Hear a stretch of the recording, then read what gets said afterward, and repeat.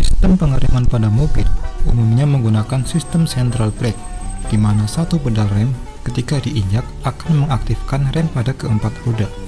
Secara logika, satu pedal untuk menggerakkan 4 buah rem itu pasti butuh energi yang sangat besar. Namun, rem mobil ini kerasa ringan-ringan aja. Lalu, bagaimana cara kerja rem cakram pada mobil? Kita akan membahasnya.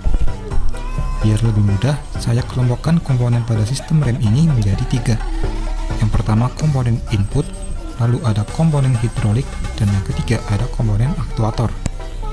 Komponen input akan menerima energi mekanis dari pengemudi untuk mengaktifkan rem dan meringankan energinya. Sementara sistem hidrolik akan menyalurkan energi dari input ke aktuator dengan kekuatan yang sama. Sementara aktuator akan mengkonversi energi yang dibawa sistem hidrolik kembali menjadi energi mekanik untuk melakukan pengereman fisik. Yang pertama, saya akan bahas dulu bagian aktuatornya. Seperti yang sudah tadi saya bilang, di sini kita bakal bahas rem cakram, karena mobil-mobil sekarang memang hampir semuanya menggunakan rem cakram pada keempat rodanya. Sistem rem sendiri itu kan sebuah mekanisme yang mengurangi laju kendaraan. Nah, pengereman dapat terjadi ketika ada gesekan antara komponen yang bergerak dan komponen yang diam. Pada sistem rem cakram, piringan rem merupakan komponen yang bergerak karena terhubung ke roda mobil. Sementara komponen yang diam namanya kaliper yang terhubung ke chassis mobil. Agar gesekan tidak menimbulkan percikan api, kaliper rem dilapisi dengan komponen yang namanya brake pad. Nah, brake pad ini bentuknya lempengan dengan bagian kontaknya dilapisi bahan seperti asbes, sehingga ketika bersinggungan dengan piringan tidak akan menimbulkan percikan api.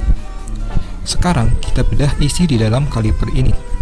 Bisa Anda lihat ada saluran hidrolik yang terhubung ke sebuah piston. Ketika tekanan hidrolik masuk ke saluran ini akan mendorong piston keluar, sehingga gerakan piston bisa membuat brake pad bergesekan dengan piringan. Tapi kenapa hanya ada satu sisi piston? Bagaimana satu sisi piston itu bisa membuat kedua sisi brake pad menjepit piringan? Nah, jadi ini merupakan kaliper tipe floating. Disebut floating karena posisi kaliper tidak diam, melainkan bisa gerak secara horizontal. Jadi, ketika piston ini bergerak keluar, pertama, itu akan mendorong brake pad bagian dalam hingga menyentuh piringan.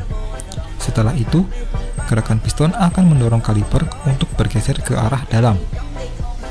Sehingga secara tidak langsung, brake pad bagian luar juga akan terdorong ke bagian dalam hingga menyentuh piringan. Inilah yang membuat kedua sisi brake pad bisa sama-sama menjepit piringan meski hanya ada satu piston.